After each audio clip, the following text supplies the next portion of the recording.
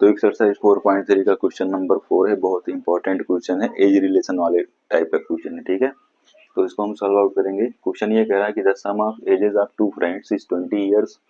4 years ago the product of their ages in years was 48। Question ये कह रहा है कि मतलब दो फ्रेंड के जो प्रेजेंट एज होगी उनका सम 20 ईयर्स है। 4 साल पहले उनकी एज का जो प्रोडक्ट था वो 48 था।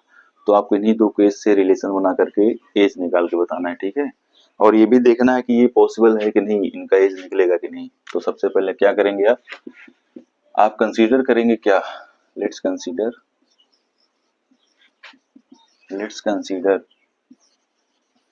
प्रेजेंट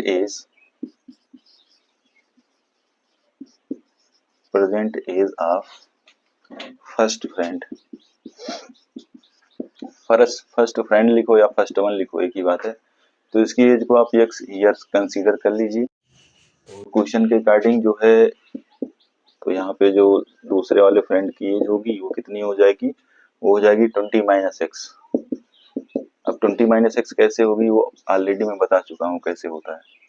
तो ये हो जाएगा 20 माइनस एक्स ईयर, क्योंकि दोनों का सम 20 था और एक को आपने एक्स माना तो दूसरा अपने आप एक्स माइनस 20 माइनस एक्स हो जाएगा। अब बोला है 4 ईयर्स एगो, तो यहाँ पे आप निकालेंगे 4 साल पहले की एज। तो यहाँ पे राइट करेंगे, यहाँ पे सीधे सीधे राइट कर लो, relation between 4 years ago age. तो दोनों के 4 साल पहले की रिलेशन क्या दे रखा है, बोला है कि दोनों का प्रोडक्ट 48 होगा। तो पहले वाले फ्रेंड के 4 साल के पहले की एज क्या हो जाएगी, ये हो जाएगी x माइनस 4 ईयर्स। और दूसरे वाले फ्रेंड के 4 साल पहले की एज क्या हो जाएगी, 20 माइनस एक्स माइनस 4। क्योंकि पहले की बात किया है तो हमें 4 को माइनस करना पड़ेगा और इनका प्रोडक्ट 48 के इक्वल है।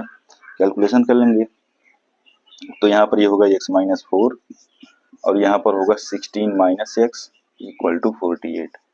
और आगे सिंप्लीफाई करेंगे इसको, तो x का मल्टीप्लाई 16 में होगा, ये होगा 16x minus x square minus 48 है ना, नहीं सॉरी 64 होगा। और ये हो जाएगा प्लस 4x इक्वल टू 48। और ज़्यादा कैलकुलेशन करेंगे तो यहाँ पर आपको क्या मिलेगा, यहाँ पर आपको मिलेगा minus x square minus 64, 16x और 4x ऐड होकर के 20x हो जाएंगे इक्वल टू 48 हो जाएगा। और थोड़ा सा कैलकुलेशन करेंगे इसमें, देखो सबका ट्रांसफर कर लो राइट हैंड साइड में, तो क्या होगा, ये होगा एक्स स्क्वायर माइनस 20x और ये हो जाएगा उधर जा करके हो जाएगा 48 प्लस 64, तो 8 प्लस 4 12 हो जाएगा और 6 प्लस 4 10 होता है 11 हो जाएगा इक्वल टू 0। ये चीज बनेगा। अब आपको चेक करना है कि मतलब इसका सोल्यूशन कैसे निकल पाएगा, ताकि x square minus 20x plus 112 जो आया है इसको चाहो तो आप फैक्टराइज करो, या फिर पहले आप चेक कर लो कि इसका रियल रूट एग्जिस्ट करेगा कि नहीं। ठीक है, तो यहाँ से कंपेयर करके आप निकाल सकते हो a equal to 1, b equal to minus 20 और c इक्वल टू 112। अब इसको सिंप्लीफाई करेंगे आप,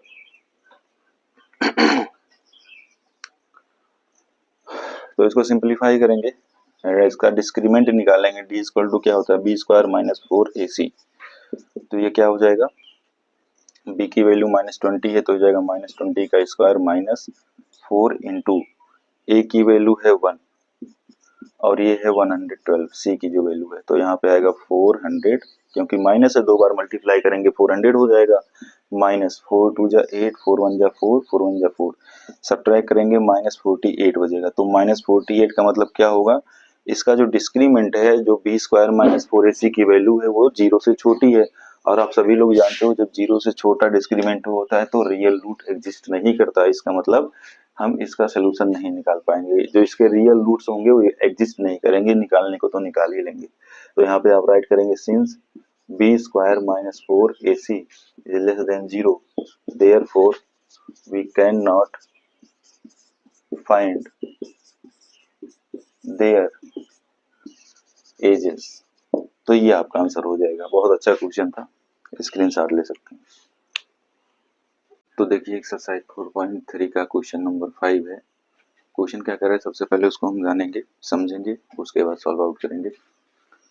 तो क्वेश्चन है is it possible to design a rectangular park of perimeter 80 metre and area 400 metre square, if so find length and breadth. तो question ये कह रहा है कि क्या ये ऐसा पॉसिबल है किसी रेक्टेंगुलर पार्क को डिजाइन करना जिसका पेरीमीटर 80 मीटर हो और जिसका एरिया 400 मीटर स्क्वायर हो। तो हम जो है प्रॉपर फार्मूलों का यूज करके चेक करेंगे कि क्या ऐसा पॉसिबल है कि नहीं। ठीक है, तो चलते हैं क्वेश्चन पर। जो गिवन है उसको सबसे पहले आप राइट करेंगे। गिवन क्या गिवन है, पेरीमीटर गिवन है, पेरीमीटर ऑफ रेक्टेंगुलर पार्क ये दे रखा है 80 मीटर। और आप सभी को पता होगा रेक्टेंगल का जो पेरीमीटर होता है उसका फार्मूला क्या होता है, तो उसका फार्मूला होता है 2 into l plus b equal to 80। ये आपको दे रखा है, 2 का ट्रांसफर करेंगे तो l plus b equal to आपको 80/2 मिलेगा, कैंसिल करेंगे 40 आएगा, तो l plus b equal to 40 आ जाएगा। ठीक है, अब दूसरी कंडीशन देखो, एरिया दे रखा है इसका 400 मीटर स्क्वायर। तो यहाँ पे आप राइट करेंगे also given area equal to 400 metre square. अब आप सभी को पता है रेक्टेंगल का एरिया कैसे निकलता है, एल इंटू बी से। तो l into b equal to 400 दे रखा है। अब देखो यहाँ से आप चाहे एल की चाहे बी की वैल्यू निकाल लो, है ना, सब्स्टिट्यूट करेंगे उसकी वैल्यू को। तो यहाँ से एल इक्वल टू आपको मिलेगा 40 माइनस बी। इसको चाहो तो आप इक्वेशन नंबर फर्स्ट बना लेना। अब इसी एल की वैल्यू को यहाँ पुट कर दो, तो ये हो जाएगा 40 minus b into b equal to 400। आगे कैलकुलेशन करेंगे इसका, तो 40 और बी का मल्टीप्लाई होगा 40 बी होगा, बी और बी का मल्टीप्लाई होगा तो माइनस बी स्क्वायर हो जाएगा इक्वल टू 400। क्वाड्रेटिक इक्वेशन बनेगा, इसको सॉल्व आउट करेंगे तो सबका ट्रांसफर कर दीजिए उस साइड में।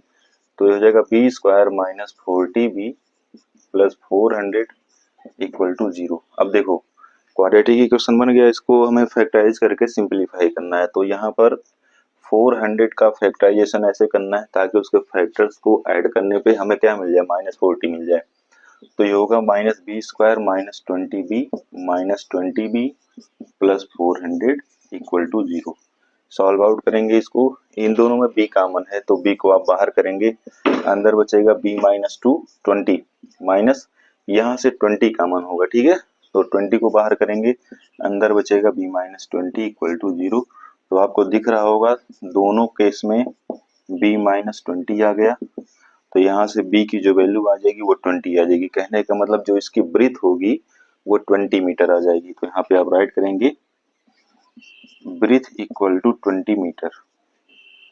एक चीज और है, अब इसकी लेंथ आप निकालो, तो लेंथ कहाँ से निकलेगा, इक्वेशन नंबर फर्स्ट से, l equal to 40 minus b. तो यहाँ पे आप राइट करेंगे from equation first l equal to 40 minus 20। तो यहाँ से एल इक्वल टू 20 मीटर मिल जाएगा। अब देखो लेंथ भी 20 मीटर, लेंथ भी 20 मीटर और ब्रेथ भी 20 मीटर, तो दोनों चीजें 20 मीटर की हैं। क्या ये रेक्टेंगुलर बनेगा? अगर लेंथ और ब्रेथ आपस में इक्वल हैं तो क्या वो रेक्टेंगुलर बनेगा, रेक्टेंगल बनेगा? नहीं बनेगा। क्यों नहीं बनेगा? आप सभी को पता है जब लेंथ और ब्रेथ आपस में इक्वल होती हैं तो वो क्वाड्रिलेटरल कैसा होता है, वो होता है स्क्वायर। तो ये स्क्वायर का शेप का पार्क होगा ना कि रेक्टेंगल का। तो यहाँ पे आपका आंसर क्या होगा, It is not possible to design a rectangular plot of perimeter 80 metre and area 400 metre square. तो ये आपका आंसर हो जाएगा कि रेक्टेंगुलर पार्क को डिजाइन करना पॉसिबल नहीं है। तो क्वेश्चन नंबर 5 का सोल्यूशन ये स्क्रीनशॉट ले सकते हैं।